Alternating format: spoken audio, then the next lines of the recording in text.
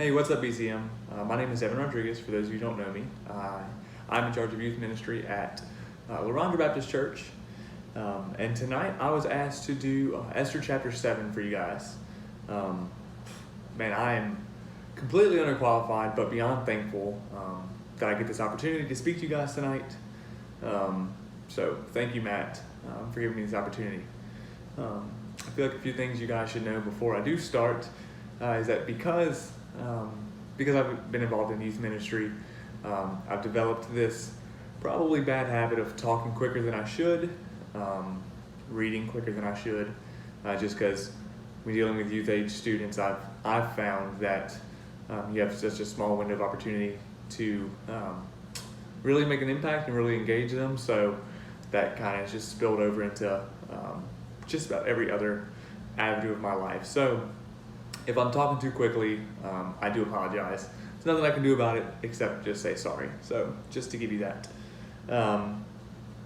In addition to that, or kind of along the same train of thought, I was asked to do Esther chapter 7, and while it is kind of like the climatic turn of events in the book of Esther as far as it's concerned, it is also the shortest chapter. It's only got 10 verses in it. So pairing that short chapter with my quickness in my speech, this will probably turn out to be a shorter sermon for you guys. So you're welcome. Yeah, so let's pretty much start with Esther chapter 7. Actually, I'm sorry, before we start, I'm going to do a quick just recap of where we are, just what got us here, essentially. I don't want to drag you guys down with what y'all heard over and over again, just as far as the nuances or the, of the scripture itself, as far as, Esther being one of the only books that doesn't mention God at all. I don't really want to dive into that. You guys have heard that over the past 6 weeks. So I'm just going to do a quick recap of the night or two before where we got where we are. So if you remember, dating back a few weeks ago, you guys learned that Haman had a plot basically to kill all the Jews. Basically, more or less, kind of boils down to the fact that Mordecai disrespected him. Really, there's no other reason that he wants to kill the Jews other than kind of that silly fact right there. He was disrespected, so he comes to terms that he's going to basically eradicate the Jews in King Ahasuerus' kingdom. And, he convinces King Ahasuerus to let him do it, and he kind of sends out this decree that, they're going to kill the Jews, essentially. Queen Esther hears of this, and then basically from that point on, she is trying to bide her time and form a plot that is going to counter Haman's plot, right, to kill all the Jews. She's going to try to come up with something that is going to free her people and actually end up freeing herself as well, or saving herself, rather. So we kind of Esther chapter 7 starts on that second night of the feast, right? So they had the first night where the king sits down with Haman. She throws a feast for them, and he is asking her, like, hey, what is your request? And what is this wish that you have, up into the half of my kingdom, right? This big grand gesture, like, hey, it can be anything, and I'll grant it to you. But she's still biding her time, so she doesn't choose the first night.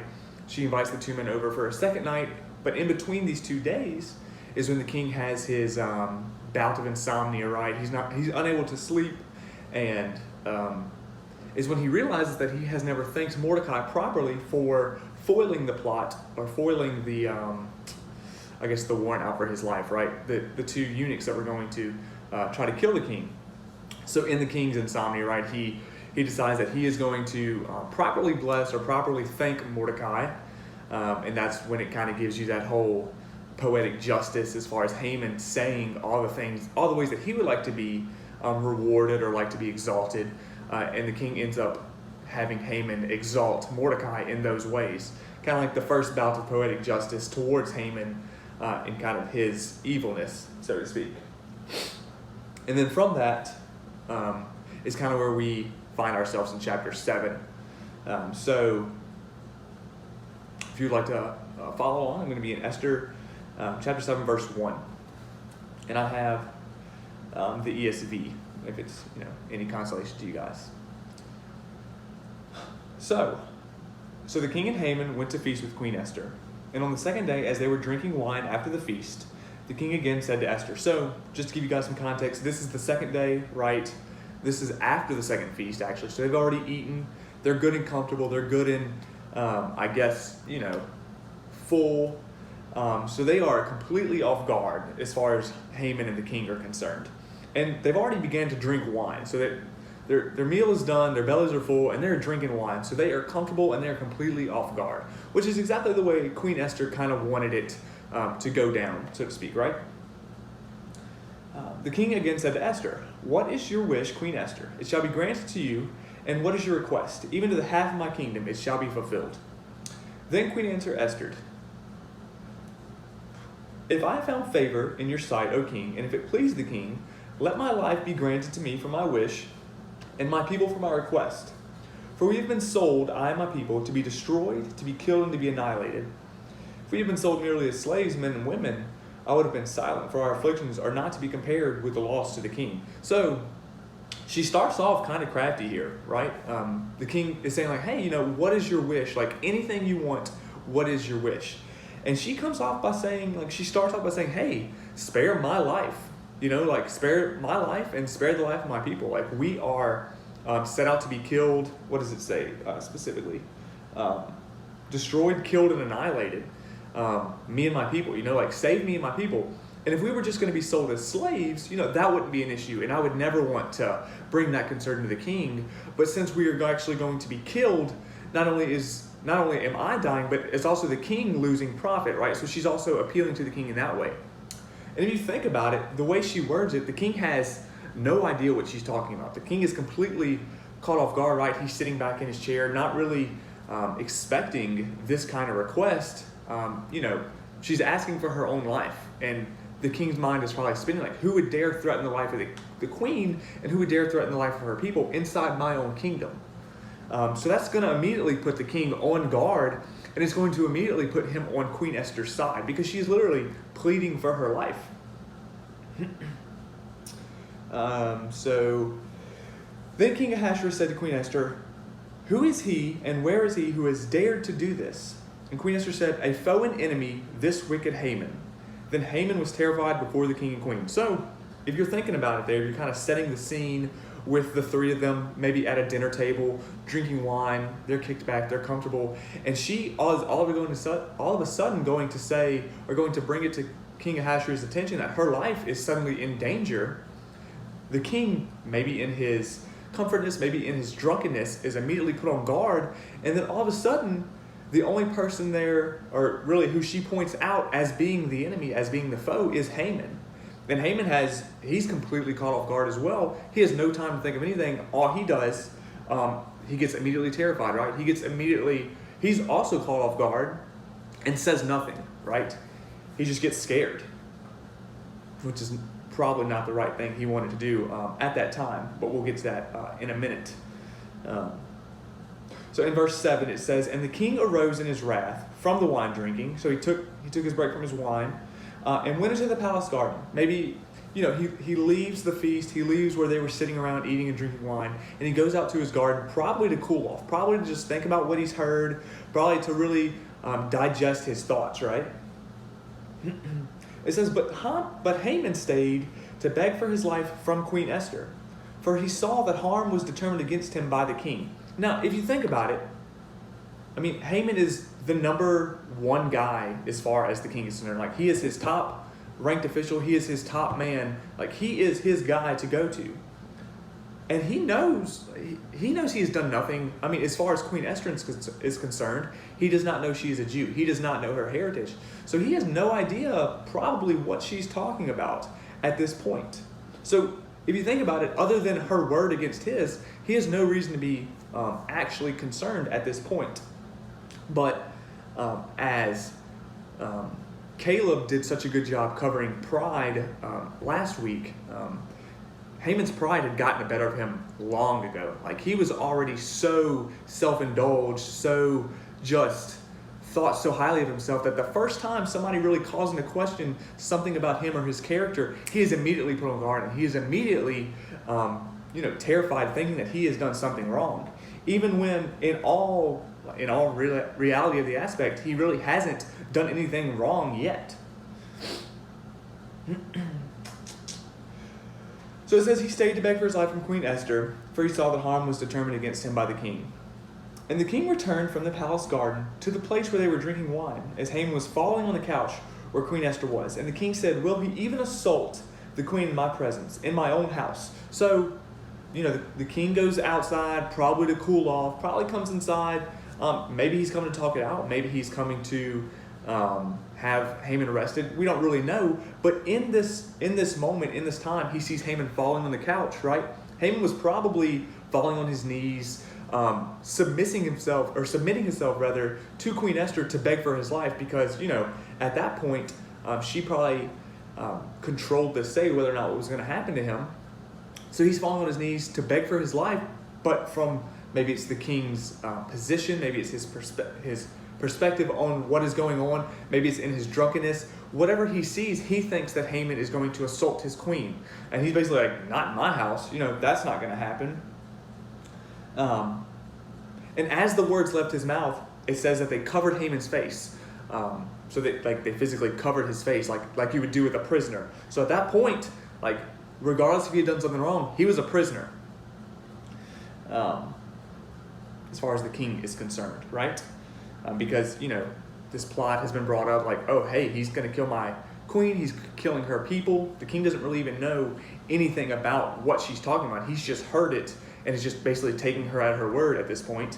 But then he sees Haman in what he thinks is an attacking position to the queen. So at that point, he has no choice but to move forward with making Haman a prisoner, right? Then it says, then Harbonah, one of the eunuchs in attendance on the king, said, "Moreover, the gallows that Haman has prepared for Mordecai, whose word saved the king, is standing at Haman's house, 50 cubits high." So at this point, right, it's kind of carefully worded here as well. Not only are the gallows at Haman's house, right? Haman, who is all of a sudden an enemy to the king, but the gallows that he had prepared for Mordecai, this man that saved your life, king, this man that has done that, you just exalted above all others just a few hours ago, the gallows that were prepared for him are at Haman's house, empty, just ready to be used. And the king said, "Hang him on that." So they hanged Haman on the gallows that he had prepared for Mordecai. Then the wrath of the king abated. So, if we back up, right, we get to this is the point of the story where, I guess, as far as the omniscient reader is concerned, we have already seen so many different plots kind of being kicked into action, right, at a certain point, right? So there was Haman's plot as far as killing all the Jews and his rise in power, and then the king was kind of a subjugate to that plot with him, unknowingly in some aspects, but he's the king nonetheless. And then we see Esther's plot as far as trying to figure out a way to save herself and her people and her uncle, for that matter. And this is the point where all those different plots are basically coming to a head, and one of them has to go over the other. One of them has to finalize the other. They can't both continue in this point of the story, and that's kind of what makes it the climax of the story, is where these plots just kind of come together. So we see Esther, who has hidden her identity or hidden her heritage from the king all this time. She finally reveals who she is, but kind of in a crafty way.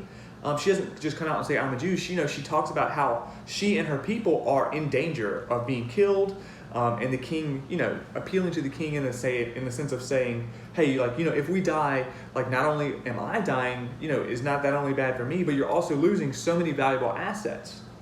So she does that very craftily, very carefully, and almost in a perfect timing. The king is completely off guard. He is comfortable. He is a little drunk, and in his anger and in his wrath, and in Haman's pride, it kind of works out perfectly for her in the sense that Haman, who has done nothing wrong, right? Really, in a sense, has lost his life because of his pride, because of where he found himself. Now, if we kind of focus that back to Haman and see the way he has started this off, like I said earlier, Caleb did a great job of calling out really Haman's pride, which is ultimately his downfall here. if you go back to when Mordecai first, I guess, disrespected him in a sense and didn't bow to him like he wanted, it was one man in the entire kingdom who didn't bow to him, and he probably could have let it go, but in that pride and in that self-indulgence, like he just couldn't let it go. And it was something that he harped on, and it was something that really ate at him, causing him to build these gallows, right? Like he, based on his wise men, and then based off his wife, and then based off his sons, and all these people that were telling him build the gallows, don't let that man disrespect you. He allowed his pride basically to rule him in that aspect, and he built these gallows. And it was, if he had built the gallows because he wanted to, help the king, eradicate crime in the kingdom, that would have been one thing. But he specifically built these gallows for Mordecai, right? The man that the king later came to exalt in his kingdom, right? Exalt above all others in his kingdom. In that same day he did it, Mordecai thought he was the one being exalted. And then later on, those same gallows that were meant for Mordecai, right, that were just sitting empty at Haman's house, the king realizes, like, hey, hang him on that. Like, what better than to punish him right now and hang him on the gallows that he had meant for Mordecai? And kind of thinking about it, if he had never allowed his pride to ruin him, right, if he had never allowed his pride to rule him, rather, and he never would have built those gallows, he probably would have been put in prison. He probably would have been put in jail for a time, right, until he could have talked to the king when the king had finally calmed down and maybe been less inebriated, right? He could have talked to the king like, hey, king, I had no qualms, or I had no problems with Queen Esther. I didn't even know she was a Jew. He probably could have talked himself out of the situation that he was currently in. But since his pride had ruined him or ruled him from the beginning, where he found himself, he had nothing else to do, or there was nothing else he could do, right? And then after he died, it says the wrath of the king was abated. So the king was no longer mad. The king was no longer furious at what was going on. And it's not necessarily over, right? So the queen is out of hot water, so to speak, as far as Haman driving that counterplot forward, but she still has a lot to do as far as the king is concerned. So that is where we find ourselves in Esther chapter 7. I hope I didn't speak too quickly, and I hope it makes sense to you guys. Again, I want to thank you, Matt, for giving me this opportunity. And I'm going to close out in a word of prayer. Okay? So if you'll bow your heads.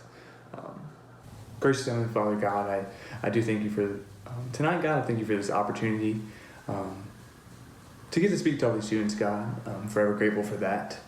God, I just pray that as these students go forward, God, they will see, they will look into this book of Esther, not just as a story to be told, God, but as actual events that actually happened, God, and something that we can learn and something that we can live by.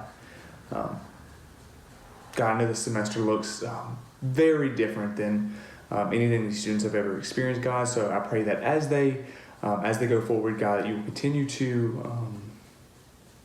give them endurance and give them strength to finish this semester strongly, God, but then also give them boldness and courage, God, to continue to live for you in this time. We're forever thankful for you, God. We're thankful for your love and your salvation. Pray that we continue to learn more about you. And so, we pray. Amen. I do thank you guys for this time, and you guys have a good night.